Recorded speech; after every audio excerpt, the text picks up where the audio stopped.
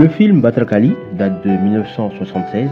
C'est une histoire tirée du roman portant le même nom, écrit par un écrivain connu à l'époque du nom de Maharishi. Bhatrakali a été réalisé par S.A. Tirulko-Chander, un bon réalisateur qui fera par la suite des films à succès tels que Babu, Deva Magan ou Ade Kangal. Dans ce film, au casting, on retrouve Sivakumar, le papa de Surya. À ses côtés, l'actrice Rani Chandra, actrice de cinéma malayali déjà très connue à cette époque, surtout pour son film Swapna Danam, où elle sera élue meilleure actrice à ce moment. Le film raconte l'histoire de Ganesha et Gayatri, jeunes mariés qui vont vivre une vie simple, plein d'amour sans aucun problème, mais malheureusement, il fallait qu'un drame arrive, et ce drame va arriver une nuit où Gayatri ira chercher du travail et qui va la rendre mentalement folle à l'île.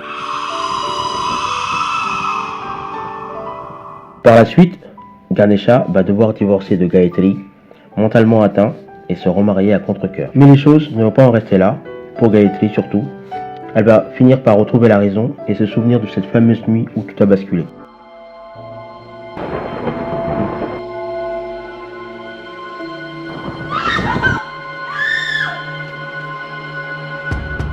Mais en même temps que la raison, autre chose va aussi revenir habiter le corps et l'esprit de Gayatri. Cette autre chose n'est autre que la déesse Bhatrakali. C'est là que le film commence vraiment et prend tout son sens. Donc pour savoir ce qui va vraiment arriver, sans spoil, je vous invite à aller voir le film. Pour ce qui est du film en lui-même, il fut un véritable succès, mais en même temps une très grande tristesse. D'abord le succès. Pourquoi? Pour commencer, la bande son. Bhatrakali est le 4e film d'Ilayaraja en tant que compositeur. Les chansons telles que Ketele Ange ou Kannen Urukai Kurendei furent un grand succès à l'époque.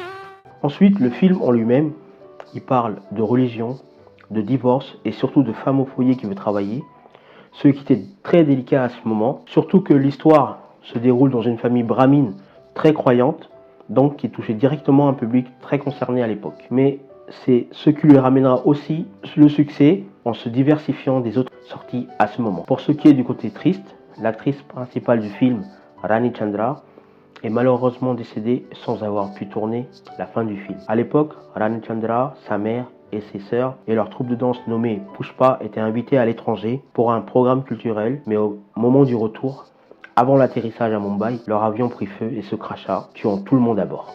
Après la mort de Rani Chandra, la partie inachevée du film a été finie avec une doublure suite au conseil du cinématographe de l'époque, filmé sous plusieurs angles avec des gros plans sur les yeux ou de dos, détail que vous remarquerez beaucoup à la fin du film. Bhatrakali, franchement, ça reste pour moi un très bon film avec cette histoire triste autour de l'actrice Rani Chandra. Gayatri restera dans le cœur de tous les gens qui auront apprécié ce film à l'époque à sa juste valeur.